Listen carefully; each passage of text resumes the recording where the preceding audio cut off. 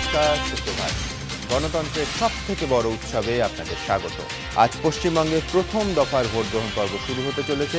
আমি এই অনুষ্ঠানের শুরুতেই দেখে নেব আজকে প্রথম দফার ভোট গ্রহণ পর্বে কিছু তথ্য দেখব। প্রথম দফার ভোট 18টি কেন্দ্রে ভোট গ্রহণ করা হবে। প্রথম দফার ভোটে প্রার্থীর সংখ্যা 133। ফৌজদারি মামলায় অভিযুক্ত এইরকম প্রার্থী রয়েছেন 21 জন। গুরুতর ফৌজদারি মামলা রয়েছে এরকম প্রার্থীর সংখ্যা 17 জন। স্নাতক বা তার বেশি শিক্ষাগত যোগ্যতা সম্পন্ন প্রার্থী আজকের দফার ভোটে 53 জন। মহিলা প্রার্থীর সংখ্যা 11। কোটিপতি প্রার্থীর সংখ্যা 3। কারা আজকের এই জঙ্গলমহলে ভোটদান পর্বের কোটিপতি প্রার্থী দেখাবো তাদের নাম। দিব্যজ্যোতি প্রসাদ সিংহদেও তৃণমূল কংগ্রেসের প্রার্থী, পুরুলিয়া থেকে দাঁড়িয়েছেন। স্নাতকোত্তর শিক্ষা রয়েছে, মোট সম্পত্তি 2,24,00,000। সমীর চক্রবর্তী তৃণমূল প্রার্থী, তালড্যাংরা কেন্দ্র থেকে দাঁড়িয়েছেন। স্নাতক যোগ্যতা, মোট সম্পত্তি 40,59,00,000। সুকুমার হাঁসদা তৃণমূল কংগ্রেস প্রার্থী, ঝাড়গ্রাম কেন্দ্র থেকে দাঁড়িয়েছেন। শিক্ষাগত যোগ্যতা স্নাতক এবং মোট সম্পত্তি 2,16,00,000। আমি আলোচনায় আসবো প্রথমে অনাদিবাবুর কাছে। আজকে যে 3টে জেলায় ভোট, কতটা আশা করছেন আপনারা? কারণ এর আগে 2011-র পরিসংখ্যান যদি সামনে রাখি, যথেষ্ট আপনাদের পক্ষে ডিপ্রেসিং। সেই জায়গা থেকে কেটে বেরোতে পারবেন? সেটা উঠে দাঁড়াতে পারবেন? নিচের দিকে একটা জোট তৈরি হয়েছে মানুষের, কিন্তু আপনারা জানেন যে নিচের দিকে কেন, উপরের দিকেও তো হয়েছে। ওপরে যেটা দেখছেন তার চেয়েও বেশি মানুষের জোট তৈরি হয়ে গেছে নিচের দিকে। এবং মানুষের যদি আত্মবিশ্বাস নিয়ে আজকে যদি পোলিং স্টেশনে মানুষ পৌঁছতে পারে, তাহলে অবশ্যই হচ্ছে আমরা জিতব। কিন্তু সমস্যা হচ্ছে নির্বাচন। যদি কেন? ওই তো নির্বাচন কমিশন কি ভূমিকা পালন করে, এবং তৃণমূল কংগ্রেস যে পরিকল্পনাটা করেছে যে প্রতিটি বুথেই হচ্ছে যাতে বামপন্থী ভোটাররা বা বিরোধী দলের ভোটাররা তারা যাতে পোলিং স্টেশনে পৌঁছতে না পারে, এবং তার জন্য নানা রকম ভয়ভীতি দেখানো, এই সমস্ত প্রক্রিয়া। আমি আপনার কাছে আসবো, কিন্তু এইটাই দুর্ভাগ্যের যে এখনো কেন যদি শব্দটা গণতন্ত্রের এই সব থেকে বড় উৎসবে আমাদের শুনতে হচ্ছে। নির্বাচন কমিশনের ভূমিকা নিয়ে প্রশ্ন উঠছে। আমাদের দুই প্রতিনিধি আছে দু জায়গায়। সমিত সেনগুপ্ত রয়েছে বাঁকুড়া তালডাঙ্গায়, এবং রাজশ্রী রয়েছে ঝাড়গ্রাম পশ্চিম মেদিনীপুর। আমি চলে যাব প্রথমে সমিতের কাছে। সমিত সেনগুপ্ত, সমিত শুনতে পাচ্ছ? হ্যাঁ সমিত, প্রথম প্রশ্ন যে সত্যি গণতন্ত্রের উৎসব মনে হচ্ছে, এমন মনে হচ্ছে যে সকালবেলা তুমি কোনো অন্নপ্রাশন বাড়ি বা বিয়ে বাড়িতে গেছো, চতুর্দিকে বেলুন লাগানো হয়েছে। এই উৎসব পরিবেশটা ঠিক কিরকম?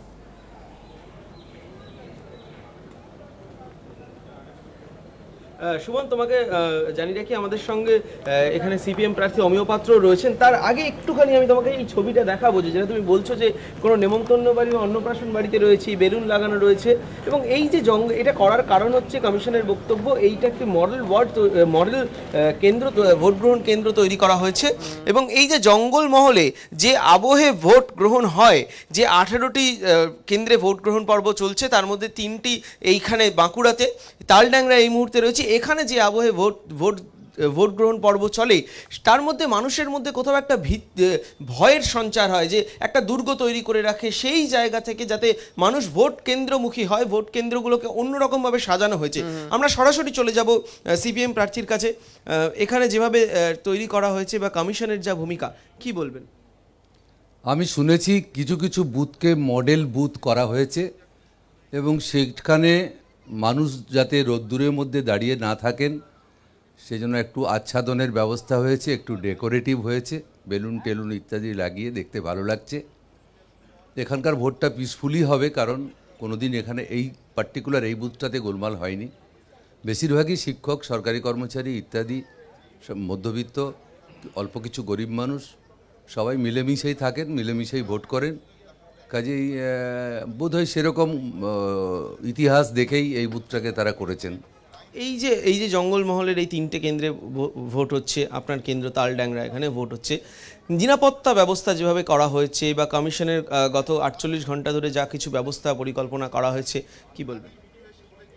সেটা হচ্ছে নিরাপত্তা ব্যবস্থাতে একটা ফাঁক থেকে গেছে। আমি দু একটা বুথ কালকে মডেল চেক করতে গিয়ে দেখেছি যে সেন্ট্রাল ফোর্সকে, সিএপিএফকে বলে দেওয়া হয়েছে যে তোমরা তো ভাষা টাষা বোঝো না, ওই একজন বেঙ্গল পুলিশ সঙ্গে থাকছে, ওর ইনস্ট্রাকশনে কাজ করবে। আমি 3টে জায়গায় দেখলাম সেন্ট্রাল ফোর্স তারা বলছে না যে আমরা প্রিজাইডিং অফিসারের নির্দেশে কাজ করব।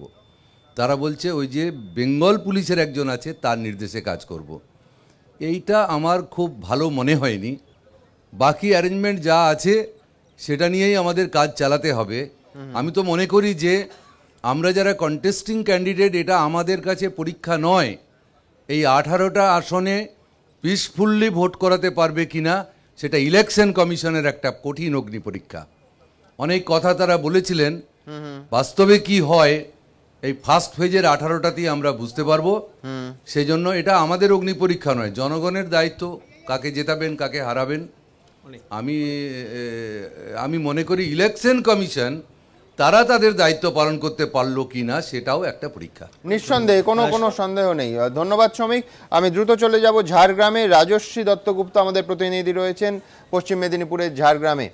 রাজশ্রী, সমিত আমাদের দেখালো উৎসবের ছবি, বেলুন দিয়ে রীতিমতো সাজানো হয়েছে, যে এর ভেতরে ভীষণ বাংকার করে প্রচুর বাহিনী দিয়ে, যাতে যে ভয়ের ভীতির পরিবেশটা জঙ্গলমহলে সাধারণত দেখা যায় সেইটা কাটানোর জন্য, মানুষকে এই গণতন্ত্রের উৎসবে স্বাগত জানানোর জন্য।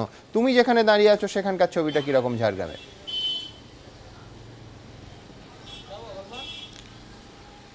দেখো, আমি ঝাড়গ্রামের বিনোদ মঞ্জুরি হাই স্কুলে দাঁড়িয়ে রয়েছি এবং এখানে ভোট গ্রহণ ইতিমধ্যেই শুরু হয়ে গিয়েছে। ঝাড়গ্রাম এবং এই যে পশ্চিম মেদিনীপুরের যে 6টা বিধানসভা কেন্দ্রে আজকে ভোট গ্রহণ শুরু হয়েছে, সেখানে কিন্তু যথেষ্ট একটা থমথমে পরিবেশ রয়েছে। এবং তুমি জানো যে এই পশ্চিম মেদিনীপুরের যে 6টা বিধানসভা কেন্দ্র, এই 6টাই কিন্তু আজকে যেগুলোতে ভোট হচ্ছে সেইগুলো মাওবাদী উপদ্রুত এলাকা হিসাবেই চিহ্নিত করেছে কমিশন। এবং সেই জন্য প্রত্যেকটাতে আমি তোমাকে দেখাবো যে এই হচ্ছে বুথ, এই বুথের বাইরে 2জন কেন্দ্রীয় বাহিনীর জওয়ান মোতায়েন রয়েছেন এবং তারা প্রথমে চেক করে বুথের ভেতরে ভোটারদের ঢোকাচ্ছেন। এর ভেতরেও কিন্তু কেন্দ্রীয় বাহিনীর জওয়ানরা মোতায়েন রয়েছেন এবং তারাই কিন্তু সামগ্রিকভাবে পুরো যে চেক করে ভোটারকে ভোট দিতে ঢোকানো সেই প্রক্রিয়াটা সম্পন্ন করছেন।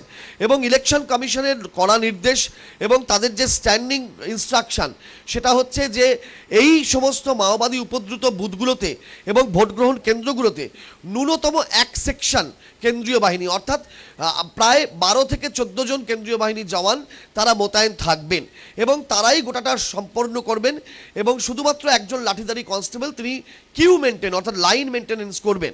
তা এখন সামগ্রিকভাবে এখনো পর্যন্ত ভোট গ্রহণ সবেমাত্র শুরু হয়েছে, ভোট কর্মীরাও ভোট গ্রহণ পর্ব শুরু করেছেন, কোথাও কোনো রকম এখনো অনভিপ্রেত ঘটনার খবর নেই। কিন্তু সবথেকে বড় প্রশ্ন আজকে একটাই, যে বুথের যে নিরাপত্তা সেটা কেন্দ্রীয় বাহিনীর জওয়ানরা তারা সম্পূর্ণভাবে করছেন, কিন্তু যারা যে সমস্ত এলাকায় বা গ্রামে রয়েছেন সেখান থেকে ভোটাররা নির্দিষ্টভাবে আসতে পারবেন কিনা বুথ পর্যন্ত, সেই জায়গায় এখন একটা প্রশ্নচিহ্ন রয়েছে। কেননা sector mobile, quick response team এবং অন্যান্য যে ফ্লাইং স্কোয়াডগুলো যারা টহল দেবে, তাতে কিন্তু সম্পূর্ণভাবে কেন্দ্রীয় বাহিনীর জওয়ানরাই থাকছেন না, তার সঙ্গে কিন্তু রাজ্য পুলিশের জওয়ানরাও থাকছেন, অর্থাৎ কম্বিনেশন অফ ফোর্স।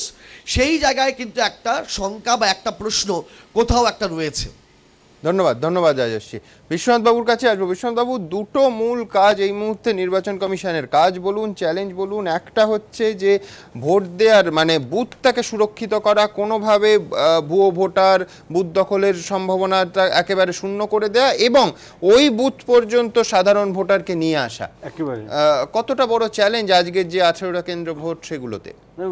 খুব বড় চ্যালেঞ্জ এই কারণেই বলছি যে পশ্চিম মেদিনীপুরে যে 6টি কেন্দ্রে ভোট হয়েছে, 14 নির্বাচনে কিন্তু বিস্তর গন্ডগোল ওখানে, মানে ভোট নিয়ে অনেক ভোটার জানিয়েছেন পরবর্তী সময় যে তারা কিন্তু ভোটে যেতে পারেননি। গতকাল যে প্রশ্নটা বড় করে এসছে নির্বাচন কমিশনের কাছে, যে যেহেতু প্যারামিলিটারি ফোর্সকে এরিয়া থেকে বুথে নিয়ে এসছে, ফলে কালকে সারা রাত্রি কিন্তু গ্রামগুলো অরক্ষিত, মানে এই যে কমান্ড, মানে যে এরিয়াগুলো কমান্ড করার কথা ছিল সেই জায়গাগুলো কিন্তু ফাঁকা করে জওয়ানদেরকে নিয়ে আসতে হয়েছে বুথে পোস্টিং করা হয়েছে, যেটা রাজশ্রী মাত্র বলছিল যে বুথ ওয়াইজ মানে 14 থেকে 16 জন করে রাখা হচ্ছে। ফলে এরিয়া ডমিনেশন, যে জায়গা থেকে ক্যাচমেন্ট এরিয়া থেকে ভোটাররা আসবেন মানে বিভিন্ন গ্রামগুলো থেকে, সেই জায়গাগুলো নিরাপত্তা কিন্তু এখনো কিন্তু প্রশ্নের মধ্যে আছে, খুব ইম্পর্টেন্ট। আমি দ্রুত দ্বিতীয় প্রসঙ্গে আসবো, যে আজকে যে 18টা কেন্দ্রে, 3টে জেলা যে 18টা কেন্দ্রে ভোট, সেখানকার রাজনৈতিক পরিস্থিতি ঠিক কি রকম? একেবারে দেখুন, মানে 2011-তে যদি আমি দেখি এই 18টা বিধানসভা কেন্দ্রে, তাহলে তৃণমূল কংগ্রেস 9টি, বামফ্রন্ট 6টি এবং কংগ্রেস 3টি আসনে জয়লাভ করেছিল। কিন্তু 14 নির্বাচনটা একতরফা তৃণমূল কংগ্রেস নিয়ে গেছিল। এই 18টি কেন্দ্রের মধ্যে 16টিতেই তারা জিতেছিল এবং বামফ্রন্ট 1টি, কংগ্রেস 1টিতে পেয়েছিল। এই সামগ্রিক এই পরিস্থিতি অক্টোবর মাস, নভেম্বর মাস, ডিসেম্বর মাস পর্যন্ত ছিল। আমি আপনাকে বলছি যে জাস্ট জোটটা হয়ে যাওয়ার পরে এই 18টি কেন্দ্রের মধ্যে পুরুলিয়ার 9টি কেন্দ্রই কিন্তু যেহেতু পুরোপুরি স্প্লিট অবস্থায় ছিল, মানে আমি শুধু ছোট্ট একটু পরিসংখ্যান আপনাকে দিচ্ছি। এখানে তৃণমূল কংগ্রেস যেখানে ভোট ছিল 39%, সেখানে 27.96%, বামফ্রন্টের ভোট 17.28%, অর্থাৎ দুটো ভোট যদি দেখি 45%-এর উপরে। অর্থাৎ সিম্পল অ্যারিথমেটিক যদি কাজ করে, যেটা আমরা বলছি, তাহলে কিন্তু রীতিমতন পুরুলিয়াতে কিন্তু শাসক দল অস্বস্তিতে থাকবে এবং 9টা সিটের মধ্যে কিন্তু 6টা সিটে লড়াই কিন্তু কঠিন হয়ে যাবে। একদম কোনো সন্দেহ নেই, এই পরিসংখ্যানে ভিত্তি করেই জোট যথেষ্ট আশাবাদী। পুরুলিয়া জেলায় আজকে যে জেলাগুলো ভোট, সেইগুলো রাজনৈতিক রং ঠিক কিরকম দেখাবো আপনাদের।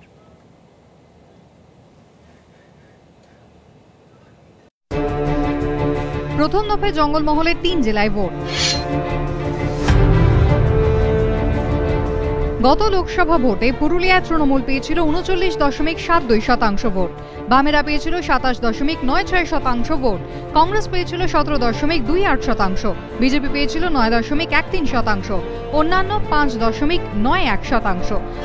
গত লোকসভা ভোটে পুরুলিয়ায় বাম এবং কংগ্রেসের ভোট শতাংশ যোগ করলে দাঁড়ায় 45.24, যা তৃণমূলের ভোট শতাংশের বেশি। এবার যেহেতু বাম কংগ্রেস জোট বেঁধে লড়ছে, তাই পুরুলিয়ায় তৃণমূলকে চ্যালেঞ্জের মুখে পড়তে হতে পারে বলে দাবি পর্যবেক্ষকদের একাংশের। 2014 লোকসভা ভোটে বাঁকুড়া জেলায় তৃণমূল পেয়েছিল 43.3% ভোট, বামেরা পেয়েছিল 32.79% ভোট, কংগ্রেস 1.96%, বিজেপি পেয়েছিল 17.62% ভোট, অন্যান্য 4.33%। পর্যবেক্ষকদের একাংশের মতে লোকসভা ভোটের সময় বাংলায় যে মোদি হাওয়া ছিল তা এখন ফিকে। এবিপি আনন্দ। রিজু, কি মনে হচ্ছে জোটের ফল পুরুলিয়ায় কিরকম হবে? পুরুলিয়া আমাদের খুব ভালো জায়গায়, বাগমুন্ডি আমাদের জেতা আসন, বলরামপুরে আমরা ভালো ফল করব, জয়পুর, পুরুলিয়া প্রপারটা আমাদের কিছুদিন আগে অবধি আমাদের পৌরসভাটা আমাদের দখলে ছিল, এবারেও আমাদের খুব ভালো জায়গায় আছে, আমরা 4-5টি আসন জিতেছিলাম।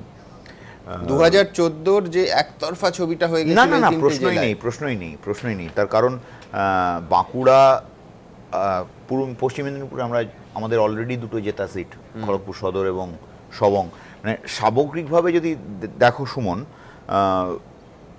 যদি ইলেকশন কমিশন তার দায়িত্ব পালন করে, আমরা ইলেকশন কমিশনে একটা তালিকা তৈরি করে দিয়েছিলাম অ্যারাউন্ড 30-32 হাজার বুথের, যে বুথগুলোতে আমরা দেখেছিলাম যে টেন্টেটিভলি 77,247টা বুথের মধ্যে এই 32-33 হাজার বুথ যেখানে টেন্ডার ভোট অনেক বেশি হয়েছে, তার মানে ভোটটা হয়নি, সেরকম একটা তালিকা কিন্তু আমরা তুলে দিয়েছিলাম নির্বাচন কমিশনে, এবং সেই বুথগুলোর মধ্যে প্রায় 95% হচ্ছে স্পর্শকাতর কিংবা অতি স্পর্শকাতর বুথ। তা সেই বুথগুলোতে যদি এই ভুতুড়ে ভোটার এবং ভুয়ো ভোটারটা আমরা আটকাতে পারি, মানে কমিশন যদি আটকাতে পারে, আমরা আটকাতে পারি কথাটা বলা ভুল, কমিশন যদি আটকাতে পারে, কমিশন যদি তার দায়িত্ব পালন করে, এবং বারবার করে এটা মিস্টার জাইদির কাছে যখন আমরা গিয়েছিলাম ফুল বেঞ্চ হিয়ারিংয়ে, দলের তরফ থেকে আমাকে এবং মানুষদাকে পাঠানো হয়েছিল, আমরা গিয়ে একটাই কথা বলেছিলাম, P-2 P-1। এটা আমি বারবার সব জায়গায় তোমাদের চ্যানেলে একাধিকবার বলেছি, এই দুটো দিনই কিন্তু ফিয়ার ফ্যাক্টর। প্রচার হচ্ছে, লোক ঘুরছে, সেটা কিন্তু ফিয়ার ফ্যাক্টর নয়। মানে আজকে 4 তারিখ, তো 2 তারিখ বিকেল 5টা থেকে আজকে সকাল 7টা অবধি এই যে পিরিয়ডটা, এই পিরিয়ডটা কেন্দ্রীয় বাহিনীর মুভমেন্টকে, এবং আমরা বলেছিলাম সেই জন্য একটা রিকোয়েস্ট করেছিলাম যে গ্রামের মধ্যে ধরুন স্কুল বাড়িতে থাকছে, স্কুল বাড়িতে থাকার সঙ্গে সঙ্গে যদি একটা ক্যাম্প করে স্কুলের মাঠে থাকে, বাজারের মধ্যে একটা ছোট ক্যাম্প করে থাকে, ঠিক এইগুলো আমরা সাজেস্ট করি। কারণ মোডাস অপারেন্ডিটা কি থাকে, যে ভোটারকে তার পাড়ায় তার এলাকায় গিয়ে আতঙ্কিত করো যাতে সে বুথ অবধি পৌঁছানোর চেষ্টা না করে। আমি এটা খুব মানে গোদা বাংলার উদাহরণ দিই আর কি। আমি ভোটার, তুমি কেন্দ্রীয় বাহিনী, ইনি শাসক দলের লোক। আমি রাস্তায় বেরোলাম একটা বাজার করতে, ইনি একটা একটা বড় পেরিমিটারে উনি ঘুরে বেড়াচ্ছেন 20টা লোক নিয়ে। আমি দেখলাম তুমি বসে আছো উর্দি পরে, আমার কিন্তু বুকে সাহস আসবে। এই যে ব্যাপারটা, এই ফেনোমেনাটা কিন্তু আমরা বারবার বলেছিলাম যে ইলেকশন কমিশন শুড এনশিওর। দেখা যাবে আজকের নির্বাচনটা, কোনো সন্দেহ নেই যে নির্বাচন কমিশনের কাছে শুধু রাজনৈতিক দলগুলো নয়, সাধারণ মানুষের যে ফিডব্যাকও পৌঁছিল সেটা হচ্ছে ওই সন্ত্রাসের একটা আবহাওয়া, সেটাকে শেষ করার। কি করবেন তারা আজকে?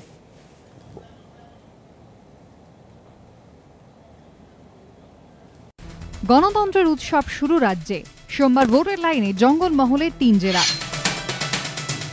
সকাল 7টা থেকে বিকেল 4টে পর্যন্ত 18টি বিধানসভা কেন্দ্রে ভোট গ্রহণ।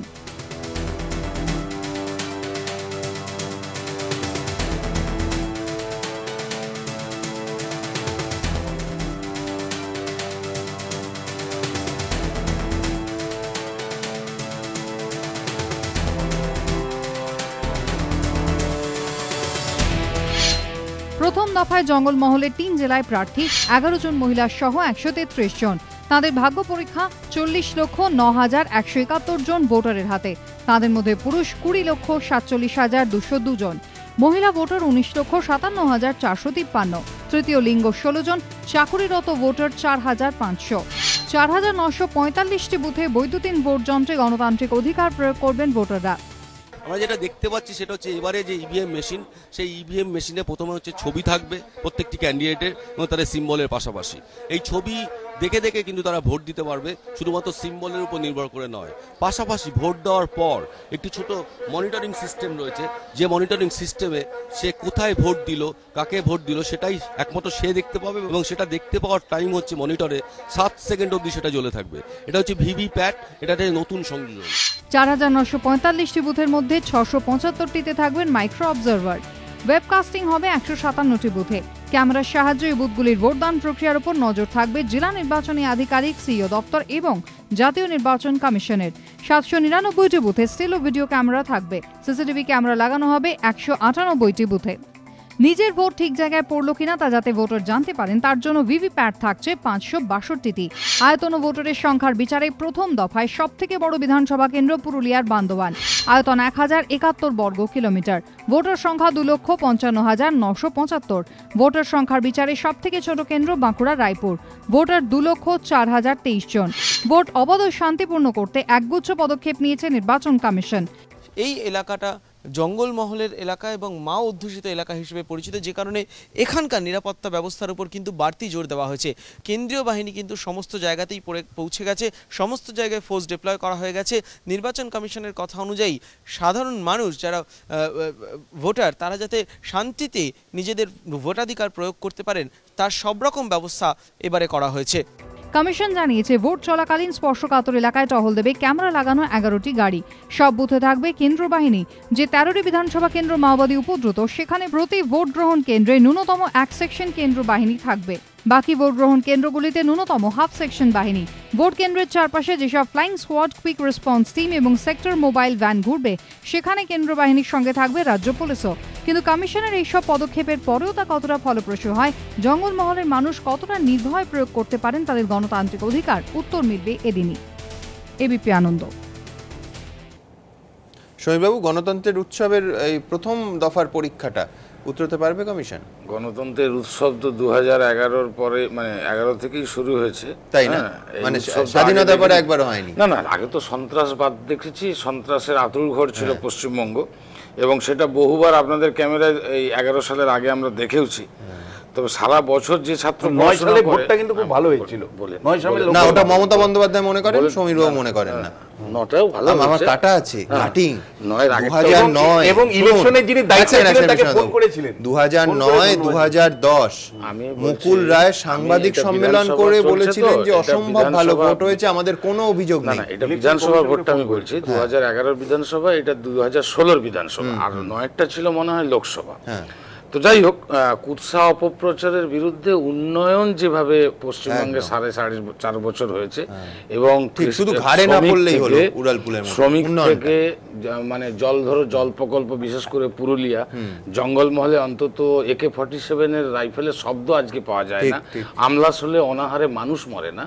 এই কতকগুলো পরপর উন্নয়ন যেভাবে এগিয়ে চলেছে বিভিন্ন ক্ষেত্রে, আপনার আজকের আর্গুমেন্টটা হতো যে জঙ্গলমহল সত্যি গুলি বন্দুক হত্যা এটা ফ্যাক্ট, যে যদি 2010 এর সঙ্গে বা 11 এর সঙ্গে তুলনা করি বহুগুণ কমেছে, আজকের পশ্চিমবঙ্গে আরো কমে যাবে। 2011 যখন এই ভোটের পরে যদি গণতান্ত্রিক অধিকার মানুষ প্রয়োগ করতে না পারে, তাহলে 2011-তে তৃণমূল কংগ্রেস জিতেছিল কি করে? মানে আমি আবারও বলছি, মানে অনাদিবাবু বলছেন যে মানুষ যদি 2011 অবধি গণতান্ত্রিক অধিকার প্রয়োগ নাই করতে পারে, তাহলে 2011-এ জিতে মমতা বন্দ্যোপাধ্যায় ক্ষমতা এলেন কিভাবে, মুখ্যমন্ত্রী হলেন কি করে, সেটা কে ভোট দিল, কিভাবে লুট করা হয়েছে, গণতন্ত্রকে কিভাবে হত্যা করা হয়েছে, স্পেসিফিক্যালি বলুন না কথা।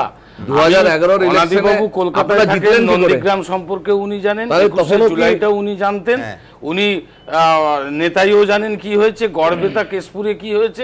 আমি আর এই সাইবাড়ি আর এই সমস্ত বলবো না, আমি বলছি একটা কথা আমি যেটা বলার চেষ্টা করছি, যে ছাত্র মানে 11 সালের পর কন্টিনিউ প্রত্যেক দিন পড়াশোনা করেছে, তার রেজাল্ট কি হবে সেটা তো মানে আমরা তো দেখছি, মানে কি বলবো, 2/3 নিরঙ্কুশ সংখ্যাগরিষ্ঠতার দিকে যে জয়যাত্রা তৃণমূলের, সেটা আজকে শুরু হলো। গণতন্ত্রের এটা উৎসব, এবং এই প্রথম ইলেকশন কমিশন ভালো লাগছে এত সুন্দরভাবে একটা ভোট পরিচালনা করছে, এটা আমাদের রাজ্যের শিক্ষণীয় বিষয় হয়েছে। তার কারণ আপনার নেতৃত্ব আবার বিরোধিতা করছে। ধন্যবাদ জানাই। 2014 সালের সাঁইথিয়ার একটা বুথে, একটা বুথে 250 নম্বর বুথে টিএমসি পেয়েছে 721, কংগ্রেস বিরোধীরা লেফট এবং বিজেপি এবং আদার্স মাত্র 17। 225 নম্বর বুথে টিএমসি পেয়েছে 940, এক মিনিট, আর সমস্ত আদার্সরা পেয়েছে 14। গত পৌরসভা নির্বাচন সল্টলেক এবং রাজারহাটে বিরোধীরা বিশেষ করে লেফট 5, 6, 7, 8, 9, আর তৃণমূল পেয়েছে 500, 600, 700। এই হচ্ছে পশ্চিমবাংলায় আজকে গণতন্ত্র। আমি আবারও বলছি, অবৈধ প্রেম শুরু হয়েছে তো, এটা বেশি দিন থাকবে না। নীতিহীন আদর্শহীন যাদেরকে মেরেছে তারা আজকে হাত জোড়াজুড়ি করছে, তো মানুষ কিন্তু এগুলো লক্ষ্য রাখছে। মানুষই শেষ কথা বলবে, গণতন্ত্র মানুষই শেষ কথা। কলেজের ঘটনা নিয়ে আমরা নিন্দা করিনি, আমরা নিন্দা করিনি, তাহলে আবার দলে কেউ, আমি খুব ইন্টারেস্টিং, আবারও বলছি রেজ্জাকে আসবো, সমীর বাবু প্রিয় সাবজেক্ট, কিন্তু তার আগে সরাসরি একবার চলে যাব রঘুনাথপুরে, যেখানে নিমাই পণ্ডা আমাদের প্রতিনিধি দাঁড়িয়ে রয়েছে, তার সঙ্গে রয়েছেন প্রার্থী। নিমাই বলো, আগে বলো উৎসবের ছবিটা, গণতন্ত্রের উৎসব, এই ভোটদান শুরু হয়ে গেছে, দীর্ঘ লাইন তোমার পেছনে, কিরম পরিবেশ এই মুহূর্তে?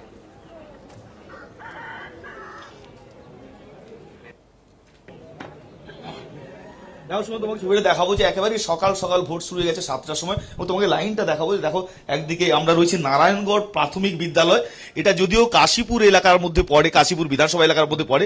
সকালে কিন্তু দুদিকে উৎসাহ রয়েছে, এবং গণতন্ত্রের উৎসব বলে যায় যে ভোটকে আমরা মনে করি, সেটা অবশ্যই বিহার মডেলে, গত বিধানসভাতে বিহার মডেলে যদি হয় তাহলে সেটা উৎসব হবে, যেন আতঙ্ক না হয় সেটাই সবাই আশা করছেন। এবং এখানে কিন্তু তুমি দেখতে পাচ্ছ সবার মধ্যে উৎসাহ রয়েছে ভোট দেওয়ার জন্য, এবং যেহেতু পুরুলিয়ার এইসব এলাকায় দুপুরের দিকে গরম বেশি পড়ে, তার জন্য অনেকেই চাই ভোট দিতে, এবং যে কারণে কিন্তু পুরুষ মহিলা নির্বিশেষে সবাই কিন্তু ভোট কেন্দ্রে উপস্থিত। এবং এই কেন্দ্রটি যেহেতু জঙ্গল মহলে নয়, তার ফলে এখানে সিআরপিএফ এর 4 জন জওয়ান মোতায়েন রয়েছেন, এবং রাজ্য পুলিশও রয়েছে। আর আমার সঙ্গে রয়েছেন কাশীপুরের বাসিন্দা, এই যে বুথ এখানকার ভোটার কিন্তু রঘুনাথপুর থেকে সিপিএম এর প্রার্থী সত্যনারায়ণ বাউরি, যিনি অবশ্যই কংগ্রেস সমর্থিত। তার সঙ্গে কথা বলবো যে সকালটা কি মনে হচ্ছে ভোটটা উৎসবে পরিণত হবে?